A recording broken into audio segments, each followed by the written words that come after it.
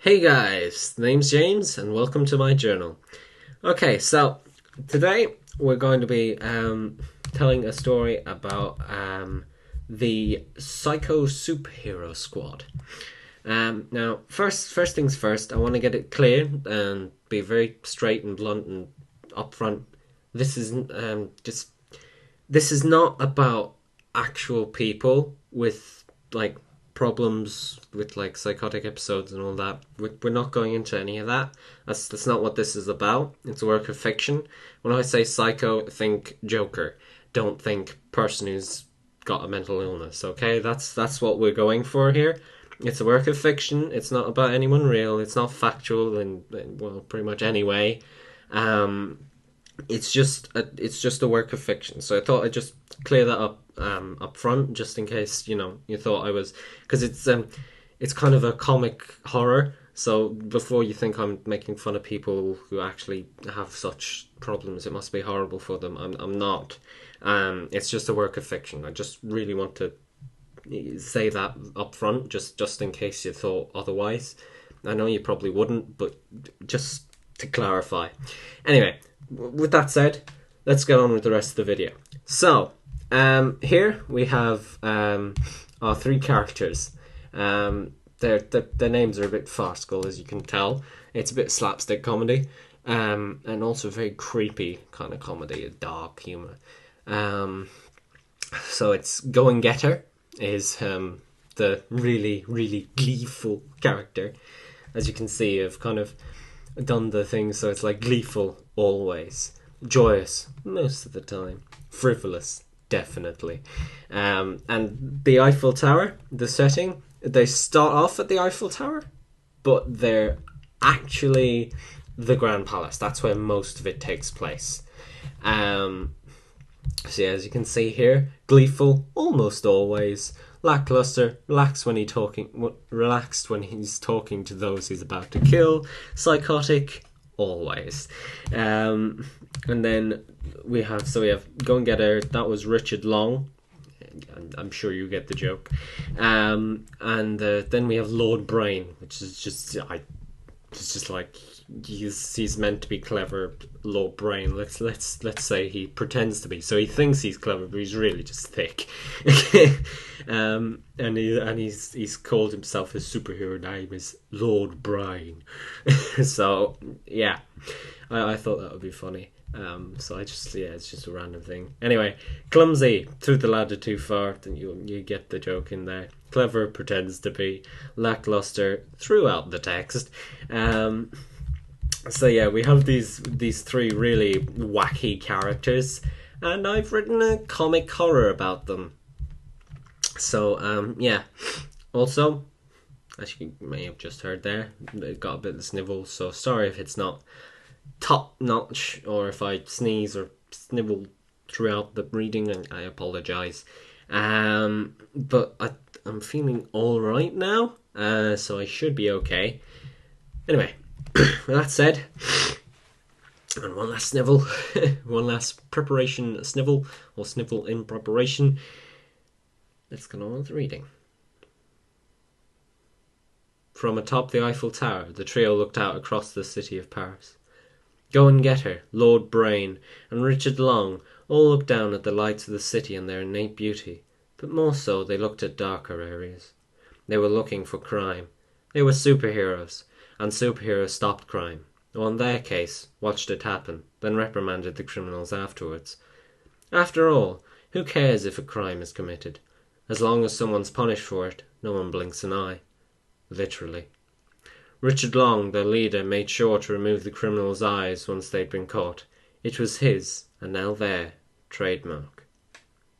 The others, although raving mad, didn't really understand it, but nor did they care.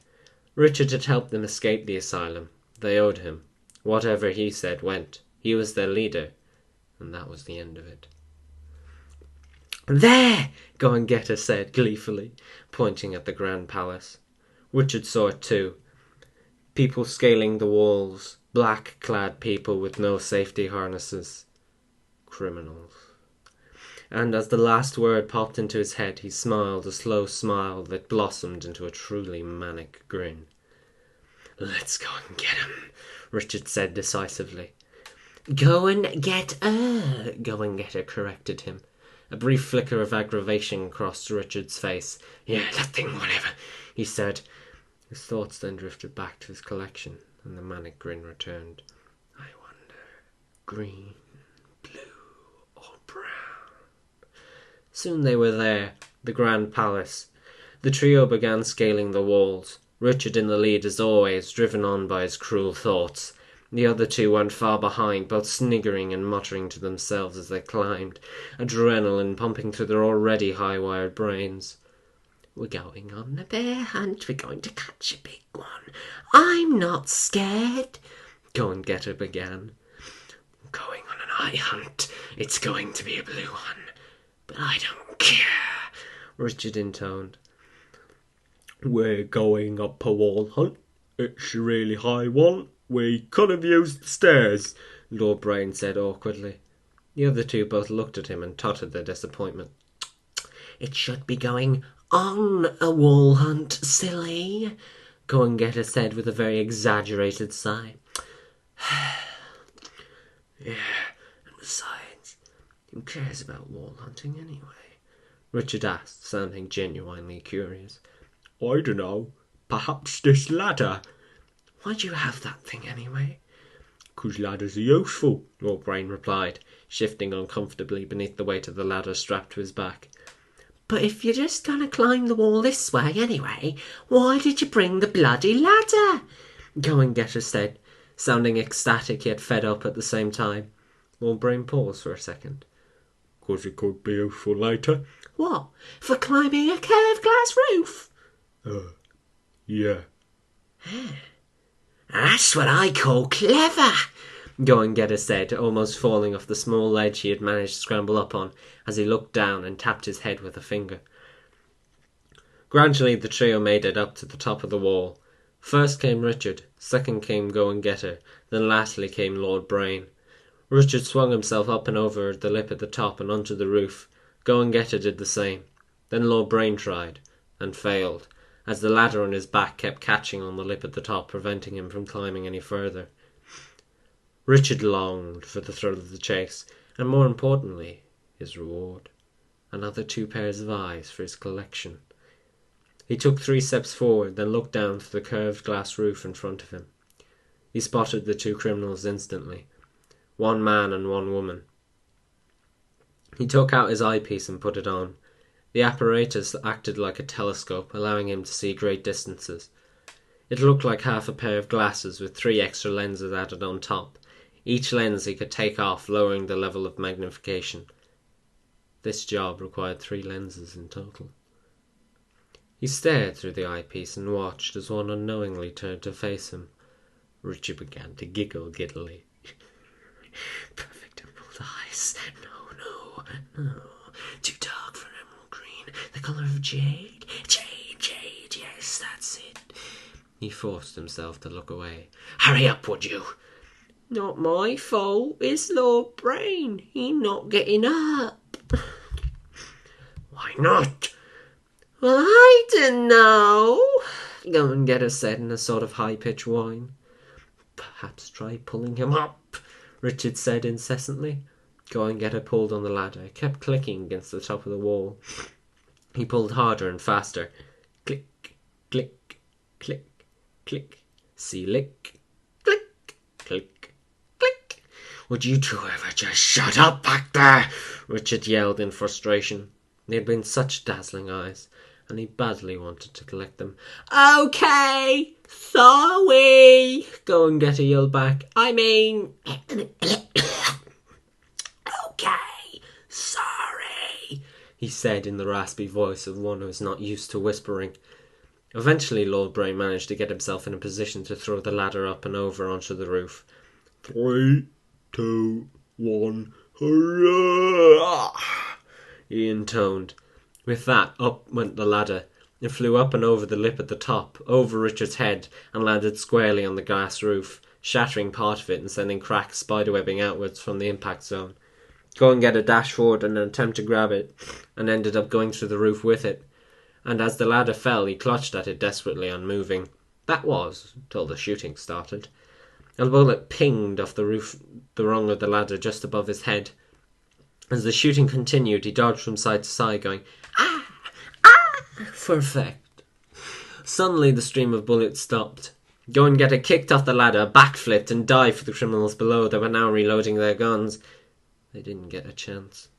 "That's right, Go-and-Getter, Go-and-Getter," Richard said gleefully, with clear psychotic undertones. "I spy with my little eye something beginning with I," Richard said, stuffing his eyepiece in his pocket. "Is it interesting criminals?" Lord Brain said. "No." Richard suddenly jumped through the hole in the roof, transfixed by his thoughts. Jade eyes, what a prize! Jade eyes! Lord Brain jumped through a split second later. "Is it idiots?" "No." "Is it intersection?" "What? No," Richard said, snapping out of his psychotic train of thought temporarily. "You know, where the two holes meet over there," he pointed. "Intersection."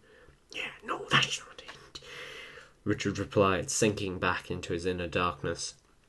Oh, I know. It's the information desk, isn't it?" Lord Brain said, pointing at the large blue eye above the desk. "No, you idiot, it's eyes!" Richard snapped, pointing at his eye for emphasis. "But that begins with A, doesn't it?" "Suppose it does." It was then that Richard looked down and realised for the first time the severity of his situation. He aimed for the statue in the centre of the room, hoping to slide off it and down onto the floor more gently. He hit the statue at the perfect angle, flying off the arm of some great general and landing legs first in the bucket of water of a cleaning trolley. The force with which he fell sent him gliding across the room as the wheels ran over the still wet floor. Seeing this, Lord Brain quickly whipped out a whoopee cushion he had in his pocket.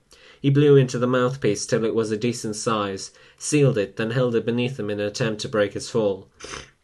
He landed squarely on the tiled floor with a resounding "Well, that still hurt my bottom," Lord Brain declared. Richard, still stuck in the spinning cleaning trolley, ended up ramming into the tied-up cleaner. It stopped his momentum, giving him a chance to break free of his bucket-based constraints. His first action after this was to stalk over to where the criminals now lay, beaten black and blue by a wild Go-and-Getter. Richard put a hand on Go-and-Getter's shoulder, and suddenly stopped his mad, erratic attacks. When he stood, fresh blood could clearly be seen beneath his fingernails. He was smiling and staring horrified intermittently.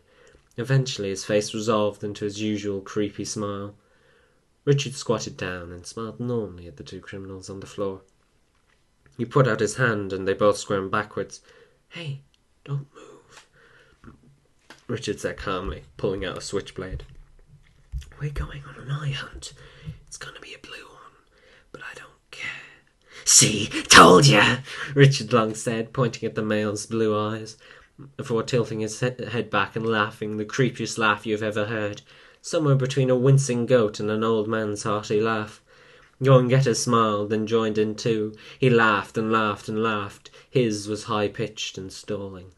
Lord Brain, however, he just smiled. It was a smile the Joker would have been proud of. He pulled out a pistol and fired a full round into the head of the male criminal. Go-and-Getter then leapt forward and grabbed the girl, pulling and twisting, suddenly snapping her neck. It was then that Richard began gouging out those beautiful jade eyes. He smiled and laughed a laugh that resonated throughout the whole of his body, except for his right arm, which was perfectly steady as he plunged the knife in deeper. Lord Brain walked over to the tied-up cleaner. As he did, the man winced and struggled madly against his bindings. A tear ran down the man's face as he breathed so spasmodically it could be clearly heard through the piece of cotton in his mouth. "We'll leave you to clean up this mess," Lord Brain said as he cut the man's bindings. He helped the man up and handed him the mop. However, as soon as he stepped back, the man ran off down the hall. "Don't worry, we won't kill you. We're here to save the city. We kill the bad guys," Lord Brain said, smiling creepily at the man, blinking only once as the man rounded the corner. Suddenly, Lord Brain stopped smiling and pouted.